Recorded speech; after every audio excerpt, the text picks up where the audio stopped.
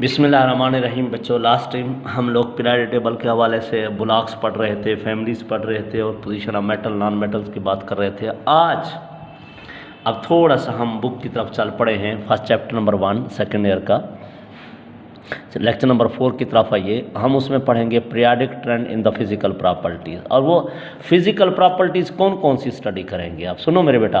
Physical property जिनको हमने study करना है, एटॉमिक साइज है, आयनिक रेडिया है, आयोनाइजेशन एनर्जी है, इलेक्ट्रॉन अफिनिटी है, मेटालिक करैक्टर है, मेल्टिंग बॉइलिंग पॉइंट्स हैं, ऑक्सीडेशन स्टेट है, हाइड्रेशन एनर्जी है, इलेक्ट्रिकल कंडक्टेंस है। These are the physical property. इनका हमने ट्रेंड देखना है, पीरियोडिक टेबल में कैसे चेंज होता है, टॉप टू बॉटम कैसे है, लेफ्ट टू राइट कैसे है। एटॉमिक रेडियस की बात करते हैं। माशाल्लाह आप फर्स्ट ईयर करके बैठे हो। फर्स्ट ईयर में मेरे बेटा आपको याद होगा हमने कहा था atom is extremely small particle which can not be seen even bye optical microscope. तो एक एटम को स्टडी करना तो बहुत मुश्किल होता है। तो एटॉमिक रेडियस को कैसे डिफाइन करेंगे? एटॉमिक रेडियस क्या है बेटा?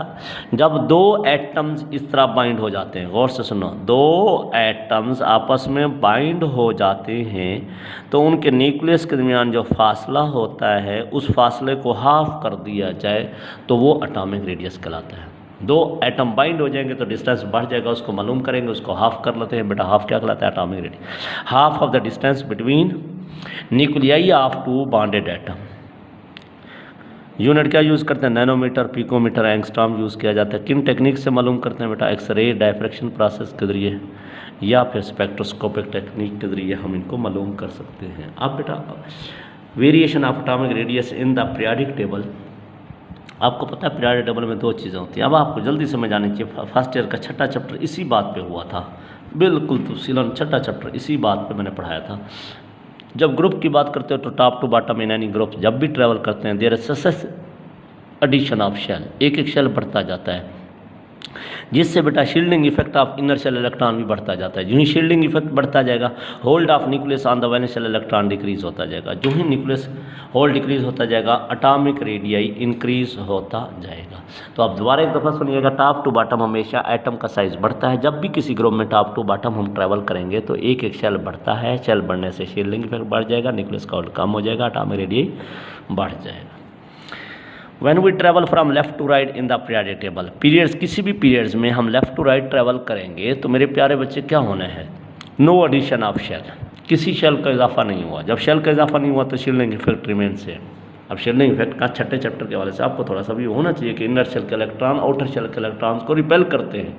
रिपेल करने की वजह से न्यूक्लियस का होल्ड बाहर वाले शेल के ऊपर कम हो जाता है, जिसकी वजह से एटम का साइज बढ़ जाता है। लेकिन अब शेल का इजाफा नहीं हुआ तो शील्डिंग इफेक्ट सेम रहा, लेकिन न्यूक्लियर चार्ज बढ़ता जाता है, यानी number of proton in the nucleus बढ़ते जाते हैं। जब नंबर ऑफ प्रोटॉन बढ़ते जाएंगे तो नेट पॉजिटिव चार्ज बढ़ता जाएगा। नेट पॉजिटिव चार्ज बढ़ता जाएगा तो hold of nucleus on the valence shell electron क्या होता जाएगा बेटा? इंक्रीज होता जाएगा। जो ही न्यूक्लियस का होल्ड बढ़ता जाएगा, अब मुझे आप लोग बताओ एटॉमिक साइज क्या होता जाएगा? डिक्रीज होता जाएगा फ्रॉम लेफ़्ट टू राइट। जब भी हम लेफ़्ट टू राइट जाते हैं एटॉमिक रेडियाई डिक्रीज होती जाती है। और इस तरह का डिक्रीज होना वह रिमार्केबल है इन the element of longer period. और पाँचवां छठा सातवां पीरियड पढ़ाए थे तो उनके अंदर बेटा क्या है? ये effect decrease in atomic radius very prominent in the longer period. कौन से? एफ और डी और एफ सब शेल्स के अंदर बेटा। This gradual decrease in the size of lanthanides element is significant। इस तरह का लैंथेनाइड सीरीज के एलिमेंट के अंदर साइज का डिक्रीज होना बहुत वाजे है, जिसको मैं और आपका नाम देते हैं लैंथेनाइड कंट्रक्शंस का नाम देते हैं। Lanthanide contraction decrease in atomic radius from left to right in the element of lanthanide is known as lanthanide contractions. अब मेरे बेटा ये तो छोटा सा इंट्रोडक्शन था। अगली बात करते हैं आयनिक रेडियस की। अच्छा ये यूँ समझ लो, ये जो स्फेरिकल है मेरे पास आयन है। Average distance between the nucleus and valence shell, nucleus और वैलेंस शेल के दरमियान ये जो फासला नज़र आ रहा है मेरे प्यारे बेटा, ये न्यूक्लियस है, ये वैलेंस शेल है। न्यूक्लियस और वैलेंस शेल के दरमियान जो फासला बनेगा उसको क्या कहेंगे? एन। शर्त ये है कि आयन स्फेरिकल हो। Average distance between the nucleus and valence shell of an ion by considering ion is spherical. अगर हम कंसीडर करें आयन स्फेरिकल है तो फिर मेरे प्यारे बच्चे जो फासला बनेगा न्यूक्लियस और वैलेंस शेल के दरमियान वो क्या कहलाएगा? Ionic radius. अब बेटा जब आप बात करते हैं आइंस की, तो आइन दो किस्म के होते हैं, एक कैटाइन होता है, एक एनाइन होता है। एक पॉजिटिव चार्ज होते हैं, एक नेगेटिव चार्ज। कैटाइन कौन से होते हैं? पॉजिटिव चार्ज आइन।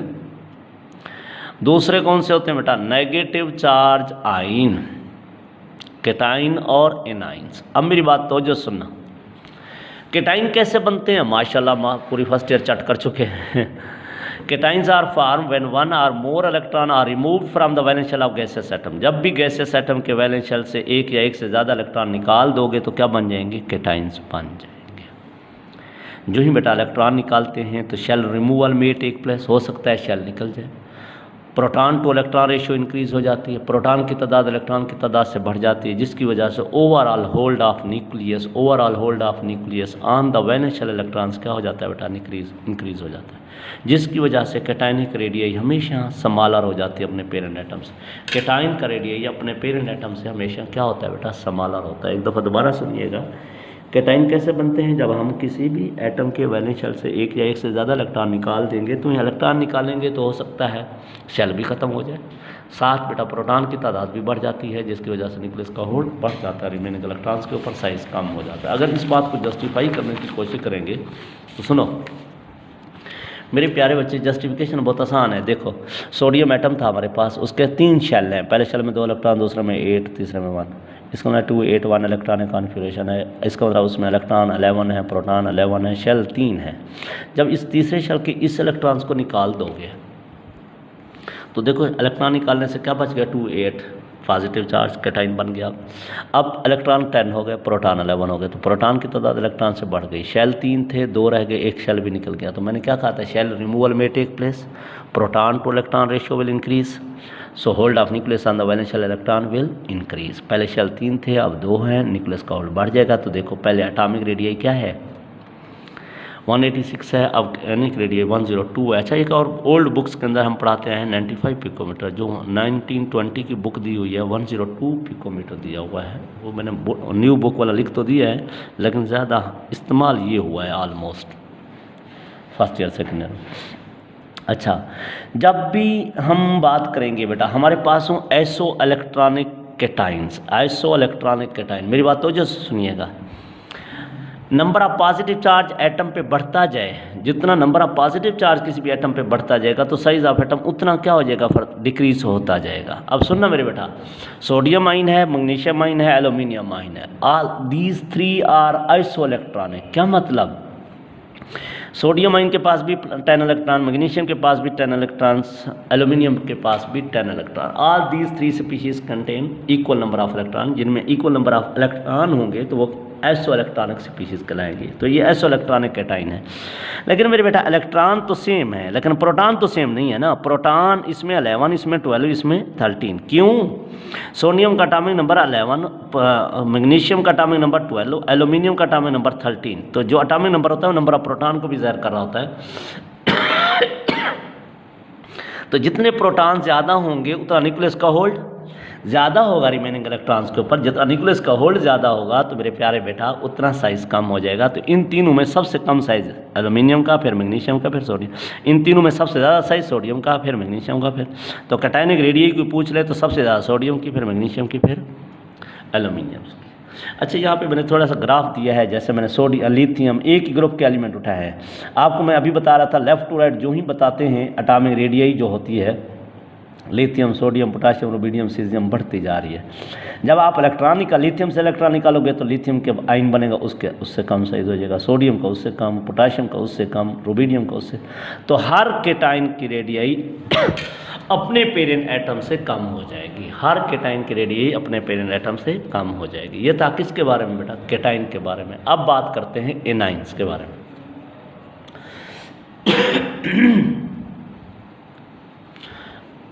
एनाइनिक रेडियई, आइंस के बारे में बात करने जा रहा हूँ। आप सबको पता है एनाइंस आर फॉर्म्ड व्हेन 1 और more electron are added in the valence shell of gaseous atom. जब भी गैसियस एटम के वैलेंस शेल में एक या एक से ज़्यादा इलेक्ट्रॉन ऐड कर दोगे क्या बन जाएंगे? Anion. Number of electron are क्या हो जाते हैं बेटा? इंक्रीज हो जाएंगे। दैन किससे? नंबर ऑफ प्रोटॉन से।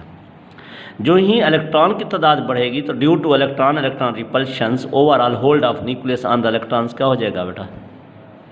डिक्रीज।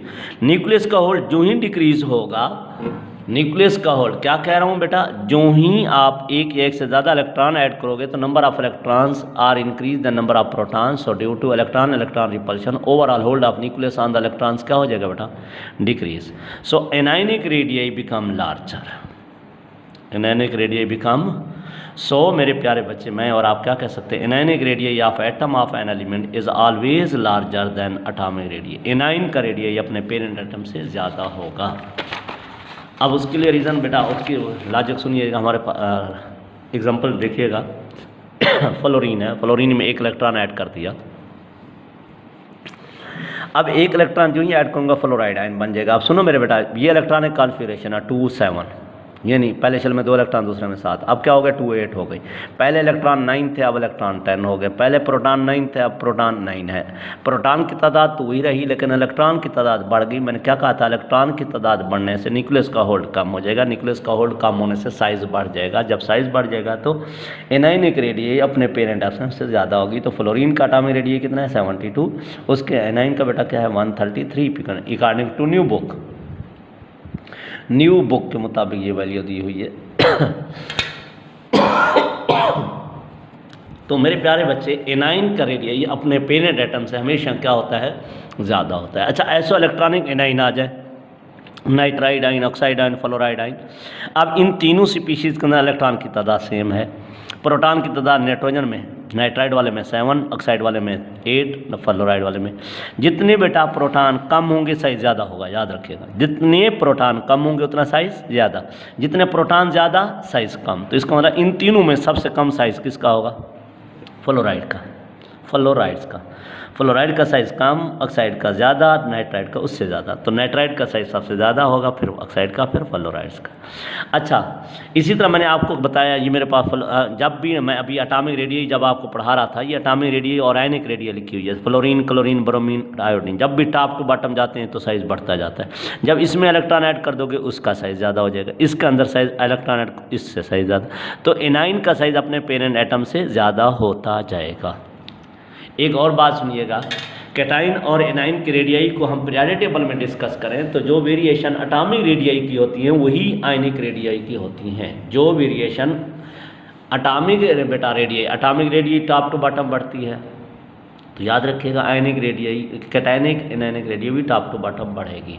और लेफ्ट टू राइट कम होती है तो लेफ्ट टू राइट इनकी कम होगी। तो वेरिएशन याद रखना, variation of cationic radii and anionic radii is same as that of atomic radii in the group and period of periodic table. जिस तरह एटॉमिक रेडियाई वेरी करती है, इसी तरह बेटा कैटाइनिक और एनायनिक रेडियाई चेंज होती हैं, तो दोनों की वेरिएशन सेम होती है तीनों की।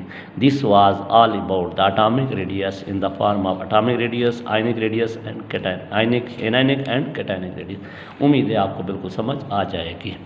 ये था मेरा प्यारे बेटा, पहले हमने एटॉमिक रेडियस के ऊपर बात की।